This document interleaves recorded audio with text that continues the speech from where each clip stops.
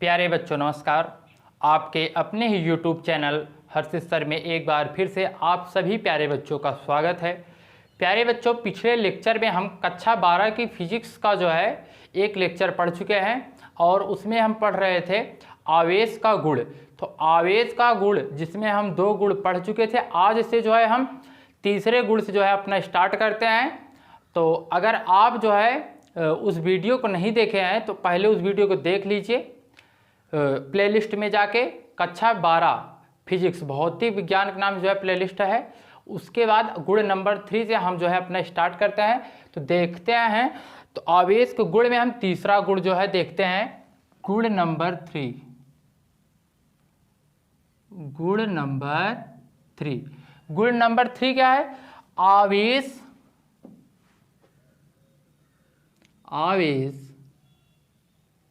वेग पर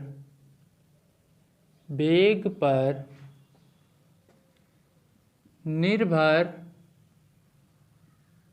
नहीं करता है।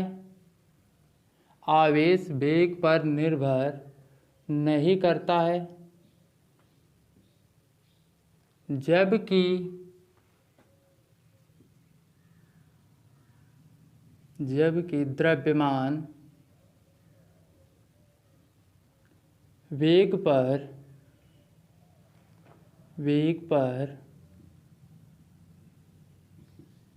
निर्भर करता है। ये हमारा गुण नंबर 3 है। इसके बाद देखते हैं हम गुण नंबर 4। गुण नंबर 4, इसमें जो है आवेश बिना द्रव्यमान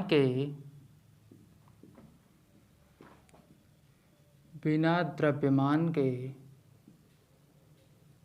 संभव नहीं है, जबकि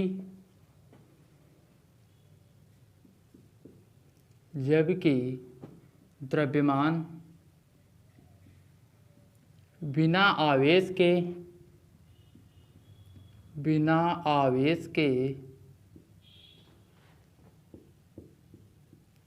संभव है।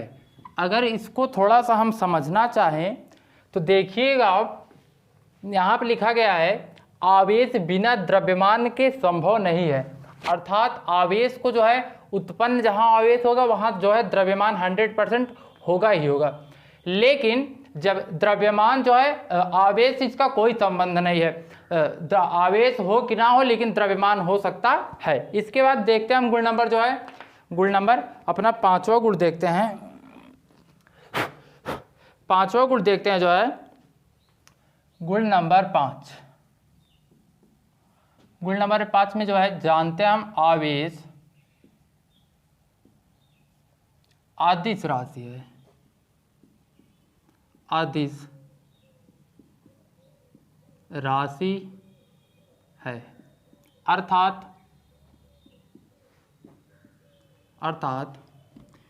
इसको दर्शाने के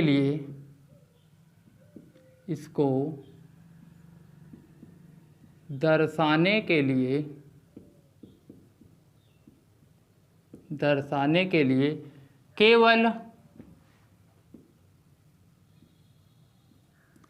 परिमाण की आवश्यकता होती है। परिमाण की आवश्यकता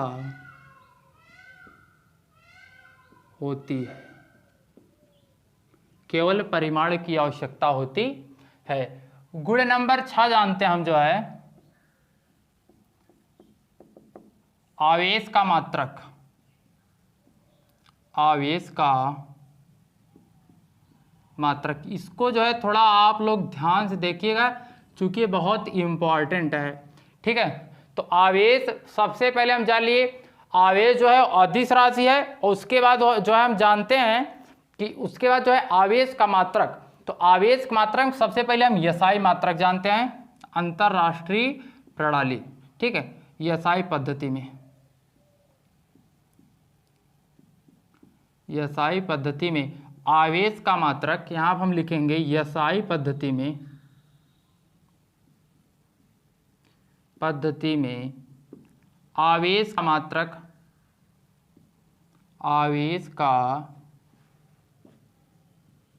मात्रक कूलाम होता है। आवेश का मात्रक कूलाम होता है। इसके बाद हम जानते हैं CGS पद्धति में, CGS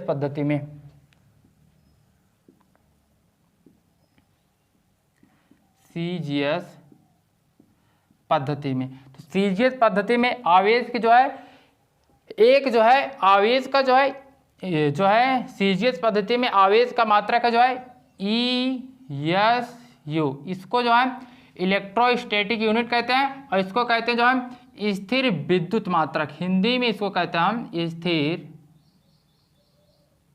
विद्युत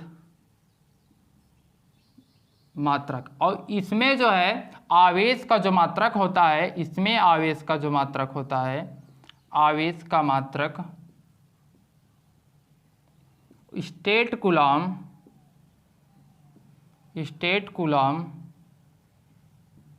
या फ्रैंकलिन होता है,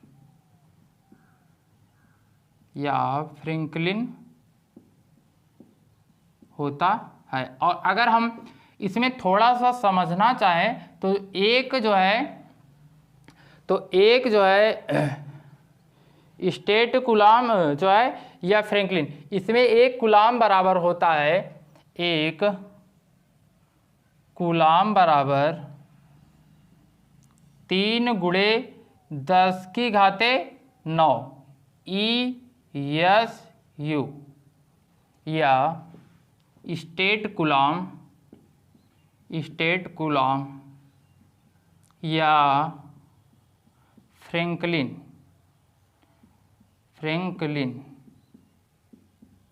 तो हमारा जो है उसके बाद जो है CGS पद्धति में ESU हो गया, स्थिर वैद्युत मात्रक। आवेश का मात्रक जो होता है वो CGS पद्धति में होता है स्टेट कूलम, और इसी को हम फ्रैंकलिन कहते हैं और इसी को हम ESU कहते हैं। और एक कूलम बराबर होता है 3 × 10⁹ ESU। उसके बाद हम जानते हैं EMU। यहाँ पे देखते हैं हम जो है EMU, इसको हम कहते हैं विद्युत चुम्बकीय मात्रक, इलेक्ट्रोमैग्नेटिक यूनिट, विद्युत चुम्बकीय मात्रक, विद्युत चुम्बकीय मात्रक। और इसमें जो होता है आवेश का मात्रक, इसमें जो है आवेश का मात्रक जो होता है, 1 मिनट रुकिए,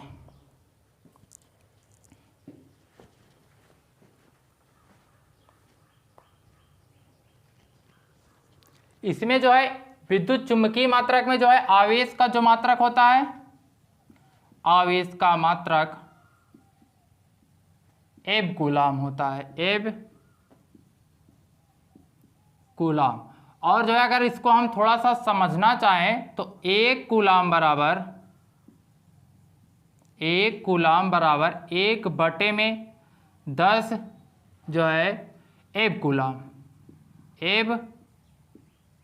कूलम। ये जो हो गया हमारा आवेश का मात्रक। आवेश कितने सारे मात्रक हैं, आप इसका स्क्रीनशॉट ले लीजिए, फिर आगे बढ़ते हैं हम, ठीक है। आप लोग चलिए, आप लोग हम पढ़ा है थोड़ी देर में, ठीक है।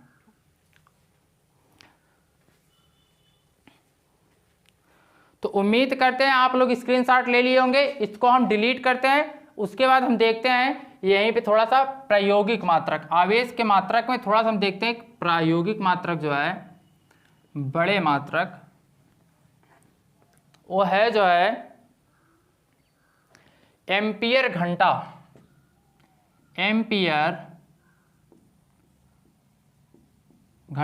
ये हमारा है प्रायोगिक मात्रक,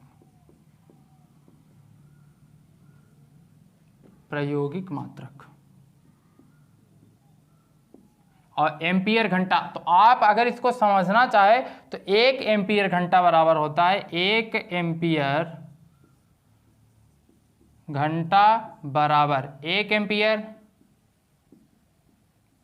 और गुणे में 1 घंटों को अगर जो है हम चेंज करेंगे मिनट में 60 से गुणा करेंगे, और 60 को जो है 60 मिनट को अगर हम सेकंड में पूरा चेंज करना चाहें तो 60 से गुणा करेंगे तो हो जाएगा जो है हमारा 3600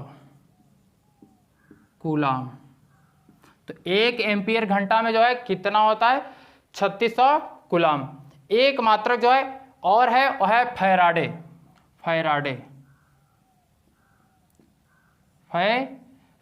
अब समझिए आप जो है फैराडे, एक फैराडे जो है बराबर होता है 96,500 कूलाम। 96,500 coulomb, 500 coulomb. ठीक है भैया। तो आप अगर इसी में थोड़ा समझना चाहें तो एक बात और समझ लीजिए। तो आवेश का स्टार पॉइंट में आवेश का सबसे बड़ा मात्रक फैराडे और सबसे छोटा मात्रक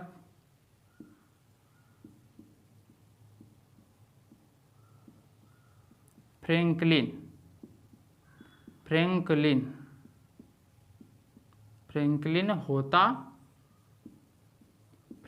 होता है। तो आप इसका स्क्रीनशॉट ले लीजिए। इसके बाद जो है हम आगे आपको कूलाम का नियम बताते हैं।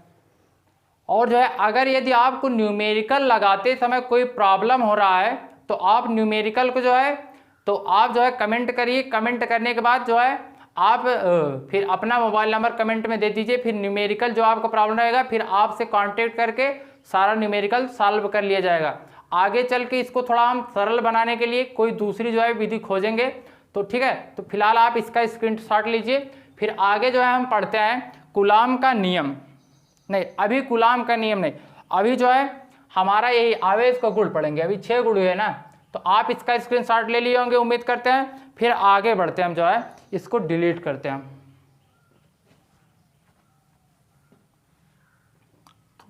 प्यारे बच्चों, आप लोग ध्यान से पढ़िए, बहुत ही सरल है।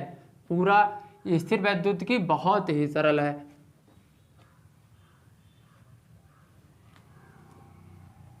आप जो है रफ और कलम साथ में लेके बैठा करिए। पूरा जितना लिखा जाए उतना लिखिए, अच्छे से नोट्स बनाते चलिए ताकि आगे चल के कोई प्रॉब्लम ना हो। और आप जो है पूरी फिजिक्स कक्षा 12 की पूरी फिजिक्स इसी प्रकार से हम लेके चलेंगे। एक एक लेक्चर पूरा फिजिक्स आराम से खत्म करेंगे। ठीक है, तो चलिए आगे जो है हम गुण नंबर 7 देखते हैं। गुण नंबर 7 में हम देखते हैं आवेश को न तो नष्ट किया जा सकता है,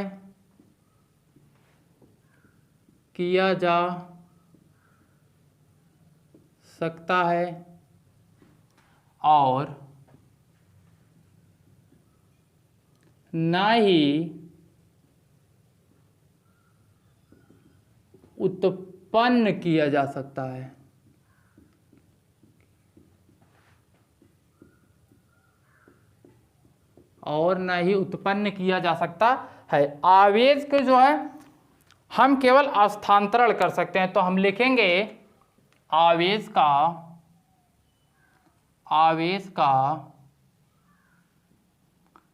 केवल आवेश को केवल स्थानांतरित किया जा सकता है। स्थानांतरित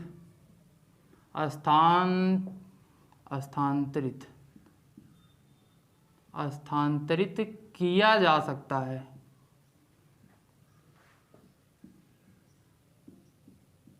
स्थानांतरित किया जा सकता है। फिर आगे चलते हैं, हम गुण नंबर 8 देखते हैं। गुण नंबर 8 बहुत ही जो है गुण नंबर 8 जो है बहुत जो है इम्पॉर्टेंट है। न्यूमेरिकल सॉल्व करते समय गुण नंबर 8 का हम जो है उपयोग करेंगे। तो गुण नंबर 8 जो है बहुत ही जो है अच्छे समझने की कोशिश कीजिए। तो चलिए देखते हैं गुण नंबर 8 में थोड़ा डिटेल में आप लोग समझिए। चलिए, कह रहा है गुण नंबर 8, जब हम जो है गुण नंबर 8 में जब हमारे पास दो वस्तु हैं, एक वस्तु है ए और दूसरी वस्तु है बी, एक वस्तु ए पर कुछ आवेश है, दूसरी वस्तु बी पर कुछ आवेश है, कहा जा रहा है यदि दोनों वस्तुओं को हम सटा दें, संपर्क में ले आ दें दोनों वस्तुओं को, तो संपर्क में जब हम वस्तुओं को ले आ देंगे, ठीक है, तो उन पे जो है पहले का आवेश दूसरे पे आवेश जितना कम ज़्यादा रहेगा वो एक दूसरे के आवेश में जाकर पूरा स्थानांतरित होकर पूरा बराबर हो जाएगा। अर्थात संपर्क कराने के पश्चात जितना पहले में जो है पहले वस्तु पर आवेश होगा उतना ही दूसरे वस्तु पर भी आवेश होगा। तो हम लिखेंगे जो है गुण नंबर 8 में, जब दो चालकों को स्पर्श कराते हैं तब उनका आवेश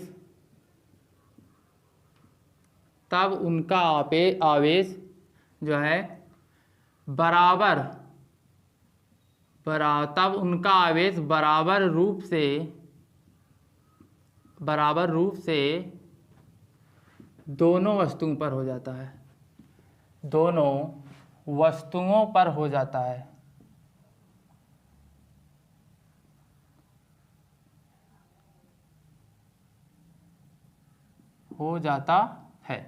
अगर इसको आप थोड़ा सा समझने की कोशिश करें तो हमारे पास दो वस्तु हैं, एक वस्तु है ए और दूसरी वस्तु जो है वो बी है। तो आइए देखते हैं, बहुत ही देखिए हमारे पास एक वस्तु जो है एक ए है और दूसरी वस्तु जो है हमारा ए बी है। संपर्क कराने से पहले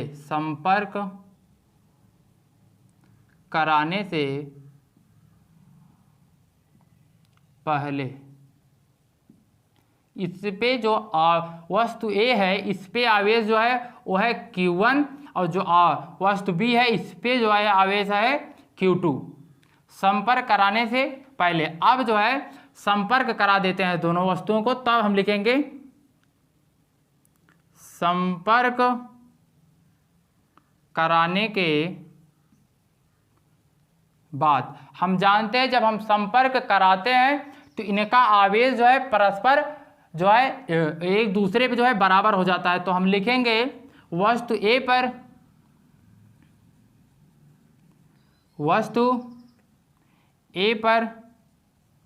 आवेश बराबर वस्तु बी पर आवेश बराबर, इस पे जो है आवेश कितना था Q1 और प्लस इस पे कितना था Q2 और बटे में 2, अर्थात इन पे जो है आवेश बराबर रूप से जो है दोनों वस्तुओं पे बराबर रूप से उतना ही आवेश चला जाएगा।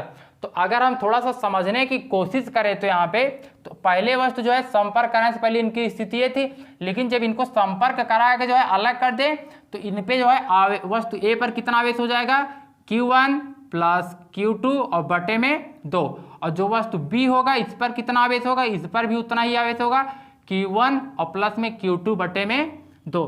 तो उम्मीद करते हैं आपको ये अच्छे से समझ में आ गया होगा। तो आप इसको जो है स्क्रीनशॉट ले लीजिए इसका। उसके बाद हम आगे बढ़ते हैं, जो है गुण नंबर 8 हमारा हो गया, गुण नंबर जो है हम 9 देखते हैं। स्क्रीनशॉट ले लिए होंगे।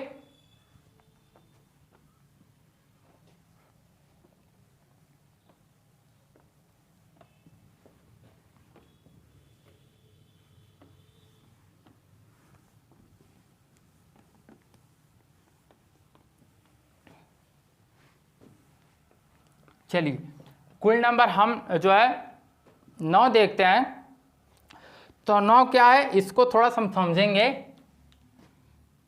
अगर कोई आवेश है तो यहाँ आप देखिए गुण नंबर 9 और यहाँ पे गुण नंबर 10 और यहाँ पे गुण नंबर जो है 11, इनको हम जो है लिखेंगे नहीं, साथ में जो है देख लेते हैं, ठीक है। तो चलिए, तो गुण नंबर सबसे पहले हम जो है 9 जानते हैं। यदि कोई आवेश, तो हम देखते हैं यदि कोई आवेश स्थिर अवस्था में है, यदि कोई आवेश स्थिर अवस्था में है, स्थिर अवस्था में है, तब वह केवल वैद्युत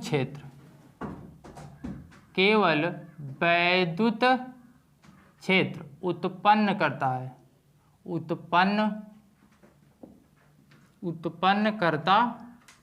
है। चुंबकीय क्षेत्र और विकिरण ऊर्जा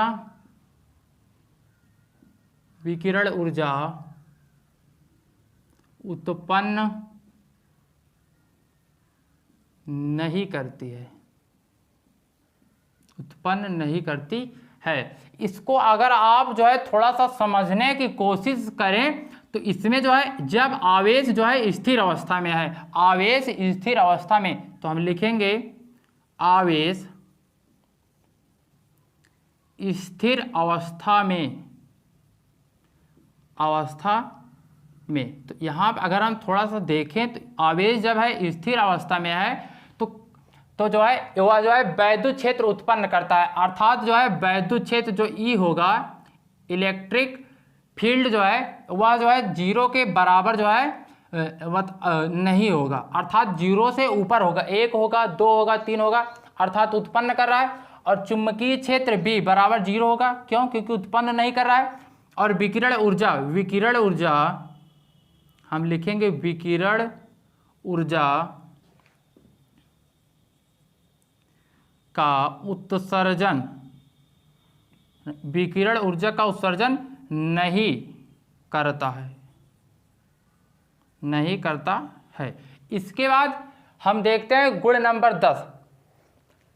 तो गुण नंबर 9 में आवेश स्थिर अवस्था में था, और गुण नंबर 10 में जो है आवेश जो है नियत वेग से जब गुण नंबर 10 में है, जब आवेश नियत वेग से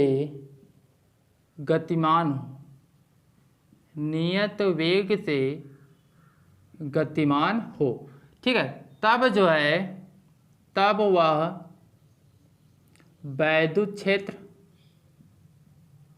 वैद्युत क्षेत्र कामा चुंबकीय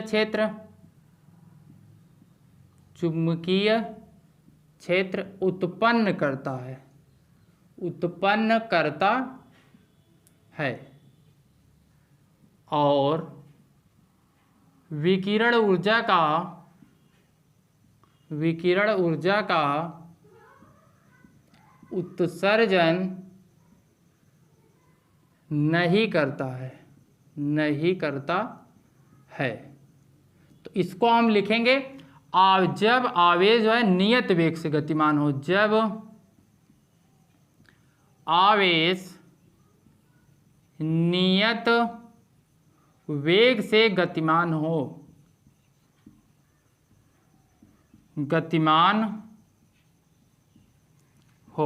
तब जो है क्या क्या होता है, इसमें ध्यान से देखिएगा।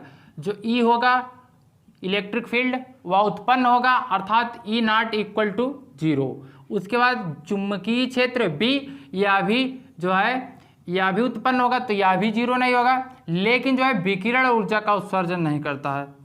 विकिरण ऊर्जा का उत्सर्जन नहीं करता है, ठीक भैया। उसके बाद 11 में देखते हैं, जब जो है आवेश त्वरित हो, तो हम लिखेंगे जब आवेश त्वरित हो, तब जो है वह चुंबकीय चुंबकीय क्षेत्र कामा वैद्युत क्षेत्र, वैद्युत क्षेत्र और विकिरण ऊर्जा, और विकिरण ऊर्जा तीनों को जो है, तीनों को उत्पन्न करती है, उत्पन्न करती है। अब अगर इसको थोड़ा सा हम समझने की कोशिश करें तो देखिएगा आप लोग जो है, तो हम लिखेंगे जब आवेश त्वरित हो, त्वरित हो, तब जो है इसमें क्या कंडीशन है, तब जो है इलेक्ट्रिक फील्ड उत्पन्न होगा, E नॉट इक्वल टू 0, अर्थात 0 नहीं होगा, 0 से ज़्यादा होगा। उसके बाद वैद्युत क्षेत्र भी उत्पन्न होगा, और उसके बाद विकिरण ऊर्जा का उत्सर्जन, विकिरण ऊर्जा का उत्सर्जन इसमें होगा। तो ये सब पूरा हो गया। अगर आप इसको एक बार फिर से समझना चाहें, फिर से समझ लीजिए। जब आवेश की 3 कंडीशन है, पहला जब आवेश जो है स्थिर अवस्था में हो, दूसरा नियत वेग से गतिमान हो, तीसरा त्वरित हो। यह बहुत इंपॉर्टेंट है, तो थोड़ा इसको ध्यान से समझिए आप लोग।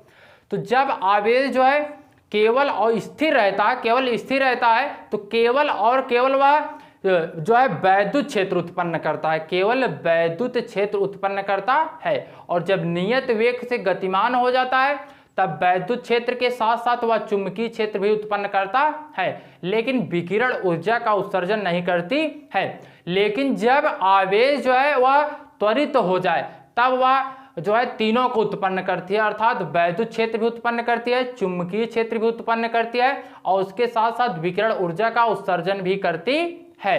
ठीक है भैया, तो आप जो है इसका स्क्रीनशॉट ले लीजिए। और एक बात, अगर आप इसको थोड़ा सा समझना चाहें तो जो है आवेश जो है चाहे स्थिर हो, चाहे नियत वेग से गतिमान हो, चाहे त्वरित हो, लेकिन उसमें वैद्युत क्षेत्र हमेशा जो है उत्पन्न होता है, अर्थात आवेश जहाँ है वहाँ वैद्युत क्षेत्र 100% होगा। ठीक है, तो आप इसका स्क्रीनशॉट ले लीजिए, फिर हम आगे देखते हैं।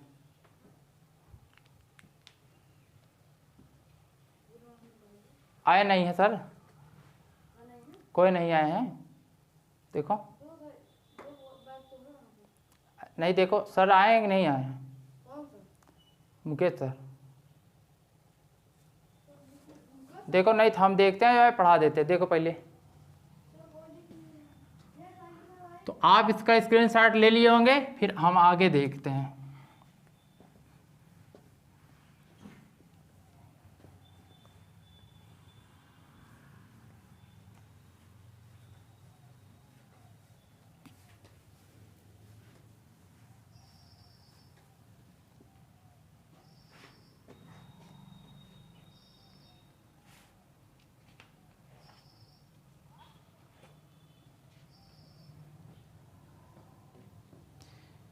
इसके बाद हम पढ़ेंगे कूलाम का नियम। कूलाम का नियम, तो कूलाम के नियम को अगर हम थोड़ा सा यहाँ पे देखें तो ध्यान से देखिएगा, क्योंकि देखिए कूलाम का नियम हम पढ़ते हैं, और कूलाम के नियम बहुत ही इम्पॉर्टेंट है, तो इसको थोड़ा आप लोग समझने की कोशिश कीजिएगा। तो कूलाम का नियम दो जो है, अगर दो आवेश हैं, आवेशों के बीच बल कार्य करता है एक, उन्हीं बल को जो है बल का परिमाण एवं निकालने के लिए कूलाम जो है एक नियम दिए थे, जिसको हम जो है कूलाम का नियम कहते हैं। और कूलाम का नियम जो है, आप अगर थोड़ा सा यहाँ देखें तो कूलाम का नियम हमेशा जो है 10⁻⁻15 मीटर दूरी, अगर जो है कूलाम का नियम, अगर दो आवेश इससे जो है अधिक दूरी पे है तभी उस पर कूलाम का नियम कार्य करेगा, अन्यथा कार्य नहीं करेगा। यह जो दूरी है वह नाभिक की त्रिज्या है, ये नाभिक की त्रिज्या से अधिक अगर दूरी होगी तभी जो है कूलाम का नियम कार्य करेगा, अन्यथा वहाँ कूलाम का नियम कार्य नहीं करेगा। और कूलाम का नियम जो है बिंदु आवेशों के बीच कार्य करता है। अगर आप समझना चाहें बिंदु आवेश क्या है तो आप समझिए, अगर जो है हमारे पास दो आवेश हैं, दो आवेश है और इनकी जो है आवेश जो है, इनका आकार जो है, आकार की तुलना में अगर दूरी बहुत अधिक हो दोनों आवेशों के बीच, तो ये जो दोनों आवेश है, इन्हीं दोनों आवेशों को हम बिंदु आवेश कहते हैं। तो कूलाम के नियम का स्टेटमेंट लिख लेते हैं हम, उसके बाद जो है हम आपको समझाते हैं, आप घबराइएगा नहीं। हम स्टेटमेंट लिखते हैं, आप समझिए थोड़ा। कूलाम का नियम,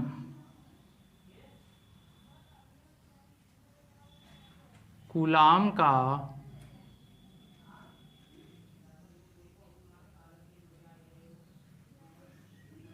नियम, कूलाम का नियम। तो इसमें इसका स्टेटमेंट हम देख लेते हैं। निर्वात या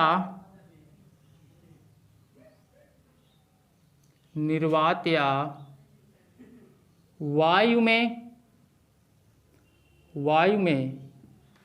रखे दो बिंदु आवेशों के बीच, दो बिंदु आवेशों के बीच लगने वाला आकर्षण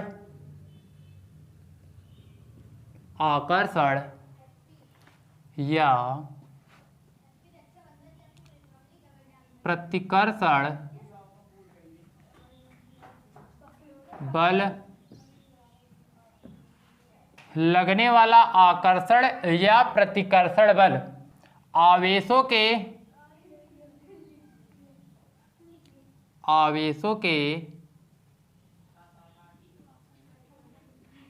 गुणनफल के समानुपाती और उनके बीच की दूरी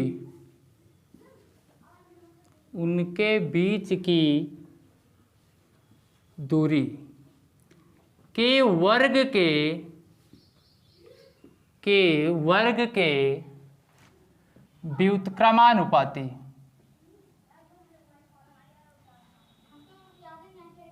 व्युत्क्रमानुपाती होता है। और जो है बल की दिशा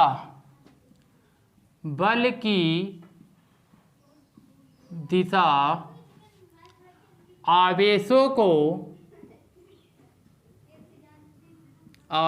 को मिलाने वाली रेखा के अनुदिश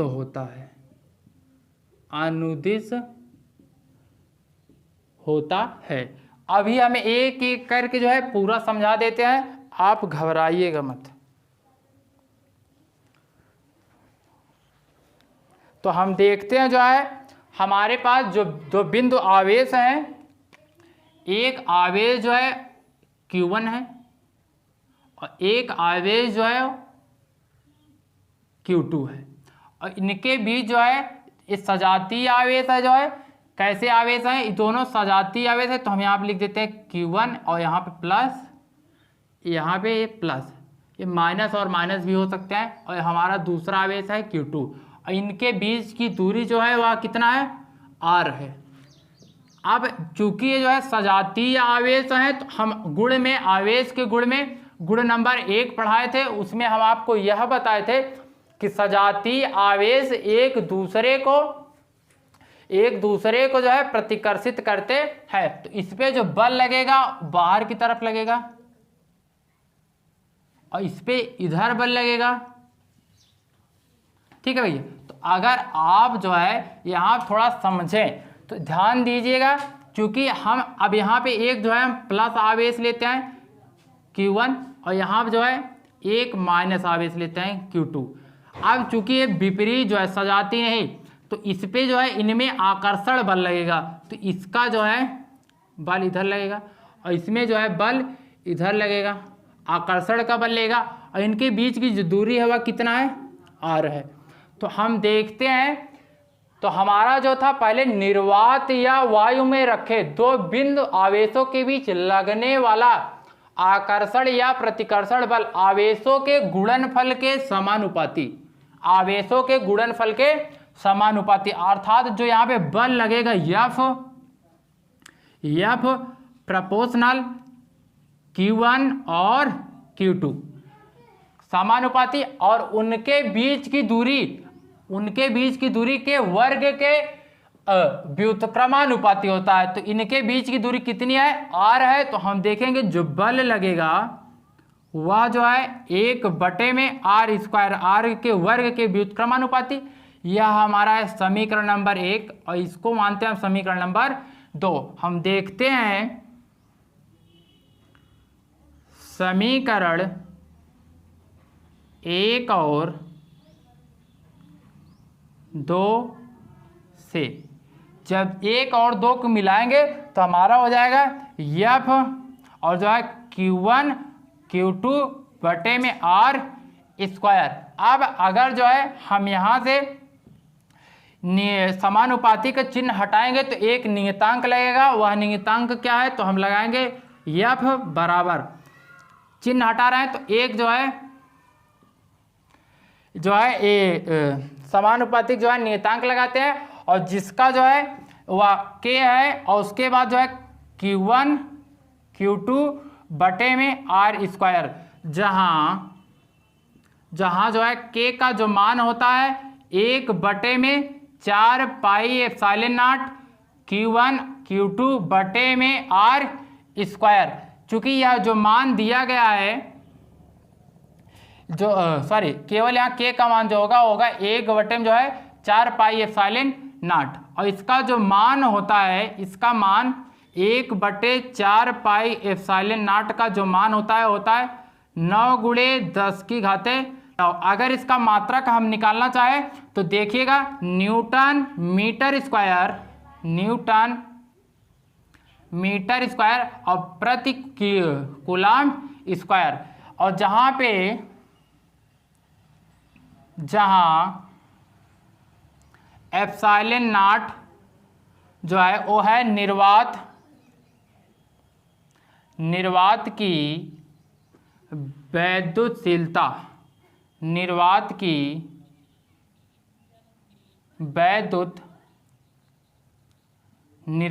वैद्युतशीलता। तो अब अगर हम यहाँ थोड़ा समझे तो आप देखिएगा तो F और चरणों में इसके रहेगा जो है निर्वात, मतलब निर्वात में जो बल का फार्मूला आ गया हुआ है हमारा 1/4 पाई एप्सिलॉन नॉट और Q1 Q2 बटे में R स्क्वायर। इसको हम मान लेते हैं समीकरण नंबर 1।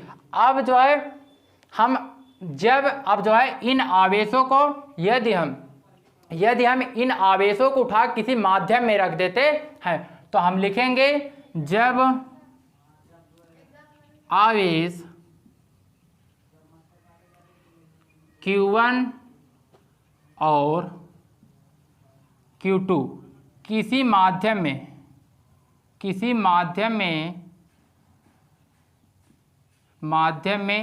रखे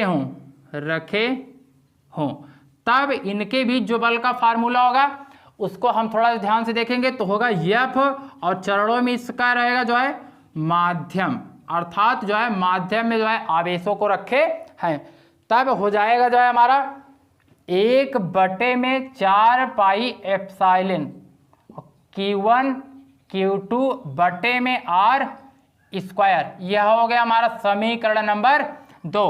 और जहां एप्सिलॉन जो है वो है माध्यम की वैद्युतशीलता,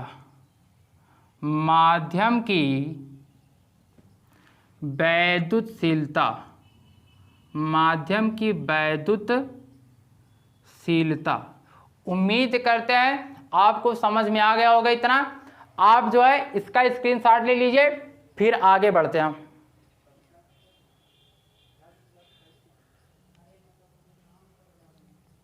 उम्मीद करते हैं आप स्क्रीनशॉट ले लिए होंगे, तो हम मिटाते हैं।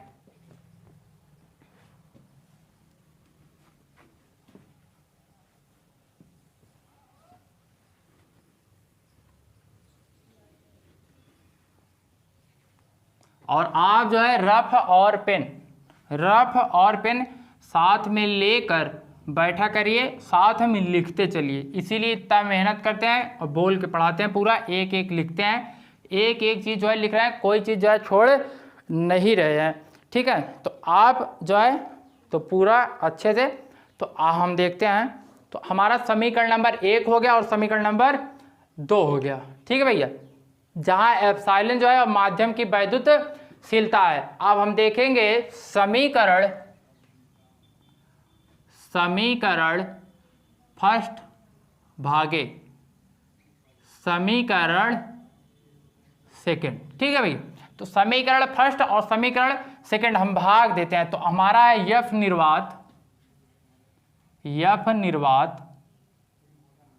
बटे में यफ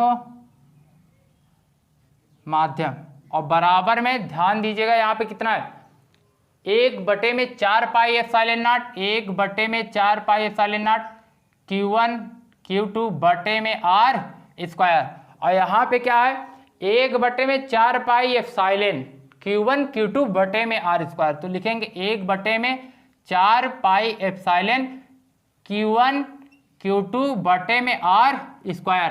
तो हम देखेंगे Q1 Q2 R स्क्वायर से Q1 Q2 R square cancel हो जाएगा 1/4 से, और 1/4 पाई, 1/4 पाई से 1/4 पाई कैंसिल हो जाएगा। आ जाएगा हमारा जो है यफ निर्वात, और बटे में यफ माध्यम, बराबर में आप ध्यान दीजिएगा यहाँ पे बचा क्या है हमारा, बचा 1/में ऊपर एप्सिलॉन नॉट और बटे में 1/में एप्सिलॉन। तो इसका जो है इससे गुणा हो जाएगा, इसका इससे गुणा हो जाएगा। तो हमारा आ जाएगा यफ निर्वात बटे में यफ माध्यम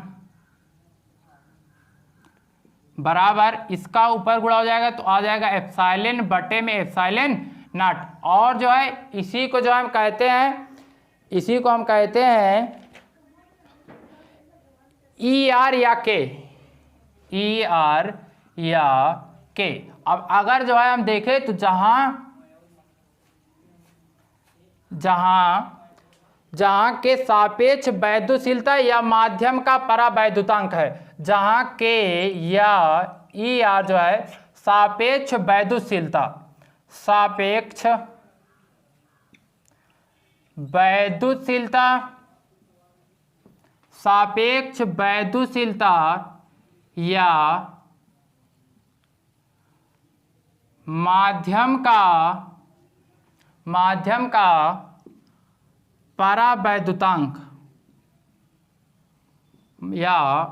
माध्यम का परावैद्युतांक है। ठीक है भैया, तो जहां K या ER जो है सापेक्ष वैद्युतशीलता या माध्यम का परावैद्युतांक है। अब यहां से हम देखेंगे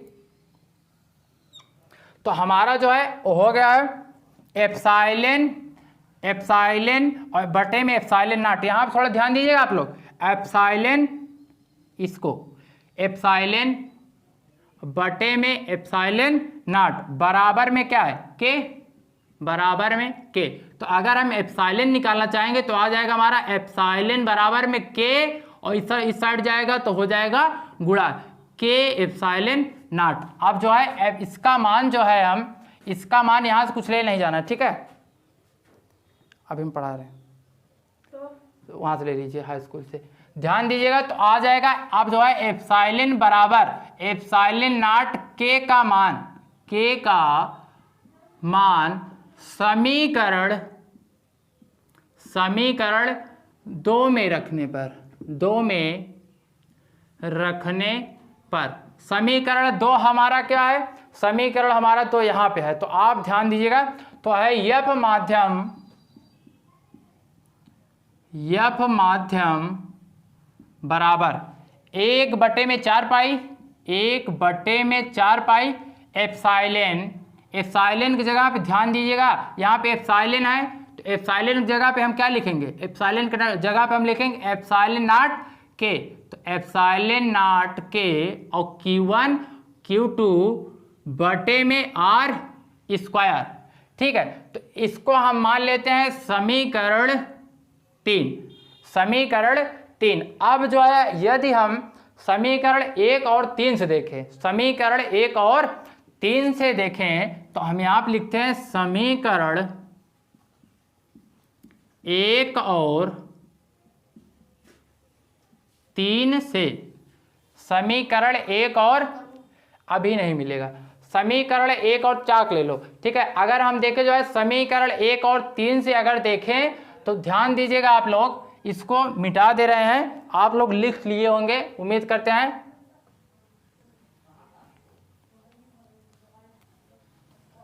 चलिए देखते हैं समीकरण 1 और 3 से। तो समीकरण 1 हमारा क्या था, समीकरण 1 हम लिख देते हैं और समीकरण 3 लिखा है, फिर दोनों से हमारा जो निष्कर्ष निकलता है उसको हम आपको समझाते हैं। चलिए, तो यह निर्वात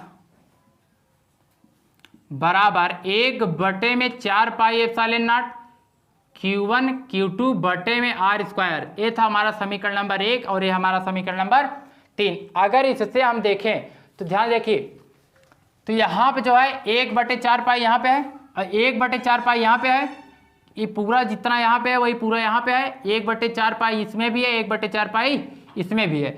यहाँ पे जो है एप्सिलॉन नॉट के है और यहाँ पे केवल एप्सिलॉन नॉट है, तो इसमें जो है हर का मान ज़्यादा हो जाएगा, क्योंकि इसमें के हर में ज़्यादा हो जाएगा। और जब जो है के का एप्सिलॉन नॉट में गुणा होगा, इसको थोड़ा आप लोग डीप में समझिएगा, समझिए। चलिए, जितना जो है Q1 Q2 बटे R स्क्वायर यहाँ पे है और Q1 Q2 बटे R स्क्वायर यहाँ पर है, चलिए इससे कोई मतलब नहीं, दोनों में उतना ही है। चलिए 1/4 पाई यहाँ पे है, 1/4 पाई यहाँ पे है, चलिए दोनों में उतना ही है। अब यहाँ पे एप्सिलॉन नॉट है और यहाँ पे एप्सिलॉन नॉट है, लेकिन इसमें के और अधिक है। और अब जो हम चेक करेंगे जो के अधिक है वो अंश में है कि हर में है, तो हम चेक करने पर पाते हैं कि जो के है वो हर में है, हर में है। और जब हर में है और यह जो है यह अंश में है ना, तो इसका मतलब क्या है, इसका मतलब अगर हर जो है बढ़ता है, तो अगर आप लोग यहाँ थोड़ा समझिए, यहाँ पे अगर है यफ है और बराबर में अगर यहाँ पे जो है नीचे अगर मान लीजिए हर, तो हर का मान जब बढ़ता है, हर का मान जब यहाँ पे बढ़ता है तो अंश का मान सदैव क्या हो जाता है, घट जाता है। अंश का मान क्या होता है, घट जाता है। तो इसका मान जब पूरा अधिक होगा हर वाले का, तो माध्यम में जब माध्यम में जो आवेश रखे हैं हम, आवेश जो है माध्यम में रखे हैं, यफ माध्यम, तो आवेश तो इस बल का मान भी क्या हो जाएगा, बोलो घट जाएगा। मतलब अंश में के है, सॉरी हर में के है, हर का मान बढ़ेगा तो अंश का मान घटेगा। तो हम निष्कर्ष निकालते हैं यहां से, निष्कर्ष, निष्कर्ष, ठीक है। तो निष्कर्ष हमारा यह निकलता है, क्या निकलेगा भैया, कि माध्यम में आवेशों के बीच, आवेशों के बीच बल का मान घट जाता है। माध्यम में आवेशों के बीच बल का मान घट जाता है, इससे हमारा यह निष्कर्ष निकलता है। तो उम्मीद करते हैं आपको अच्छे से समझ में आ गया होगा। इसके आगे जो है हम कल जो है पढ़ते हैं, ठीक है भैया। तो अगर जो है, तो अगर आप इसमें थोड़ा और समझना चाहें तो 2 मिनट और देख लीजिए, फिर आज की क्लास हम खत्म करते हैं। इसके आगे कल से देखेंगे। और आप पूरा वीडियो देखिए शुरू से बच्चा, अगर आपको पढ़ना हो अच्छे से आप पूरा पढ़िए। और न्यूमेरिकल अभी नहीं करवा रहे हैं, न्यूमेरिकल के लिए हम आपसे डायरेक्ट कांटेक्ट करेंगे। आप जो है, आपको एक व्हाट्सएप नंबर दिया जाएगा, आप उस पर जो है अपना क्वेश्चन भेजेंगे और जितना आप क्वेश्चन भेजेंगे उसका जो है वीडियो बना के पूरा हम अपलोड कर देंगे, आप लोग उसको देख पाएंगे अच्छे से। तो जितने बच्चे ओरिजिनल में जो है मेहनत के साथ जो है कक्षा 12 की जो है फिजिक्स अगर पूरा पढ़ना चाहते हैं तो हमसे कांटेक्ट करें। आगे जो है हम अपने जो है आप में और हमारे बीच के जो है संबंध जो है एकदम सीधे हो जाएंगे, आप जो है आसानी से पढ़ पाएंगे। और एक क्लास जो है आपकी पूरी निःशुल्क होगी, आपका 1 रुपये नहीं लगेगा, ठीक है। तो आप इसको लिख लीजिए, स्क्रीनशॉट ले लीजिए और रफ और कलम भैया लेके बैठिए आप लोग, ठीक है। तो स्क्रीनशॉट लीजिए, फिर आगे देखते हैं हम थोड़ा। तो इसको मिटाएं, चलिए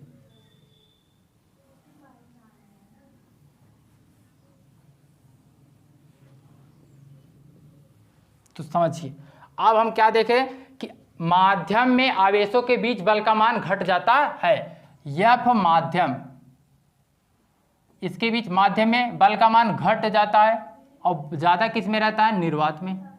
तो हम लिखेंगे F माध्यम, और जो है मतलब माध्यम में यदि आवेशों को रखे तो उनके बीच जो बल लगेगा वो कम लगेगा यदि उन्हीं आवेशों को हम कहाँ पे रखे हैं, निर्वात में रखे हैं। ठीक है भैया। और जो K है, K जो है अभी अभी हम लिखे थे ना, K बराबर जो है सापेक्ष वैद्युतशीलता या माध्यम का परावर्तन। तो K के जो है कुछ मान है, सभी माध्यम में K के मान अलग अलग होते हैं। अगर आप उसको जानना चाहते हैं तो K जो है निर्वात के लिए K का मान निर्वात के